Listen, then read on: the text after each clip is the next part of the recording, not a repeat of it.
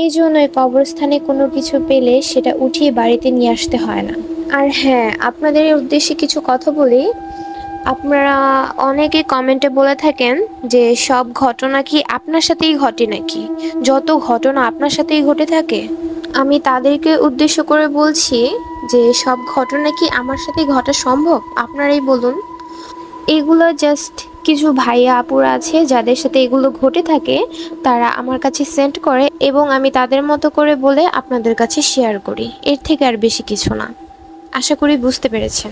তো যাই হোক, গল্প শুরু করি। বন্ধুর বাবাকে কবর দিতে একটি পুরান কবরস্থানে গিয়েছিলাম। কবরের মাটি দেওয়ার সময় আমার একটা পা একটা গর্তে পড়ে যায়। তারপর আমি পা উঠাতে গিয়ে বুঝতে পারি এটা ছিল একটা পুরাতন কবর। পায়ে একটা হাড় ঢুকে পড়েছে।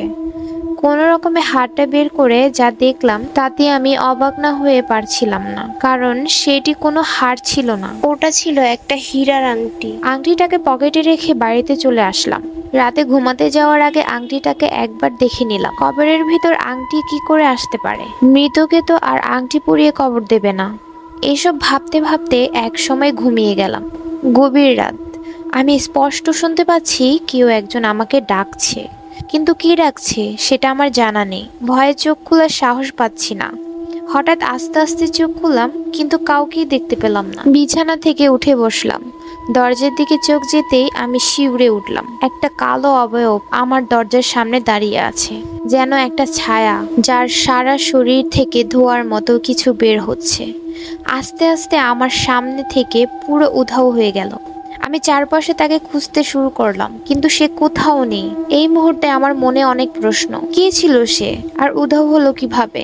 এইসব ভাবতে ভাবতে শুয়ে পড়লাম।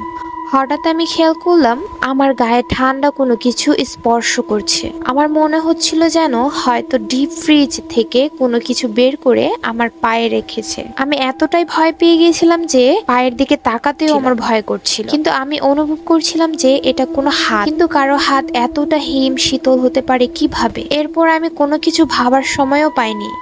সেই হাতটি আমার পা ধরে টান দিতে শুরু করে। আমি ভয়ে চিৎকার করতে থাকি, কিন্তু আমার মনে হচ্ছিল যেন আমি চিৎকার তো করছি, কিন্তু আমার মুখ থেকে কোনো আওয়াজ বের হচ্ছিল না। আমি আমার শরীরের সমস্ত শক্তি দিয়ে চিৎকার দিয়েছিলাম একটা। তো যাই হোক, আমি শুধু সেই কালো অবয়বের দিকে তাকিয়েছিলাম। সে তখনও আমাকে টেনে নিয়ে যাচ্ছিল। এক সময় আমাকে এমন একটা জায়গায় নিয়ে গেল, সেই জায়গাটা ছিল খুবই অন্ধকার। আমি কিছুই দেখতে পারছিলাম না। আমি সেই অবয়বের দিকে তাকিয়ে অবাক হয়ে যাই, কারণ এতক্ষণ শুধু ছায়া ছিল, কিন্তু এখন তার উপর একটা সাদা শাড়িও রয়েছে। রয়েছে একটা মুখ, হয়তো কোনো মেয়ে। হঠাৎই মেয়েটি কান্না করতে শুরু করলো, অদ্ভুত ধরনের কান্না।